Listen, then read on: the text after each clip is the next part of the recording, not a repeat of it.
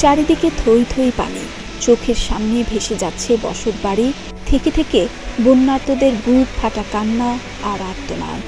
বন্যা কবলিতদের উদ্ধারে ফেনীতে ছুটে গিয়েছিলেন লক্ষ্মীপুরের তরুণ সাইফুল ইসলাম সাগর। জীবন বাজি রেখেই মানুষের পাশে দাঁড়ান তিনি, আর তিনিই যোগ হলেন মৃত্যুর তালিকায়। স্থানীয়রা জানান, বৃহস্পতিবার তিনি বন্যার্তদের সাহায্যে বন্ধুদের সাথে চট্টগ্রাম থেকে ফেনী যান। সন্ধ্যায় উদ্ধার কাজে গিয়ে পানিতে ডুবে মারা যান তিনি। জানা গেছে, তার বাড়ি লক্ষ্মীপুরের রামগঞ্জ উপজেলার করপাড়া ইউনিয়নের দক্ষিণ শ্যামপুর গ্রামে। সাগর পেশায় ছিলেন একজন নির্মাণ শ্রমিক। স্থানীয় বাসিন্দারা জানান, গতকাল রাতে বিষয়টি তার পরিবারকে জানানো হয়, তবে ফেনীর কোন জায়গায়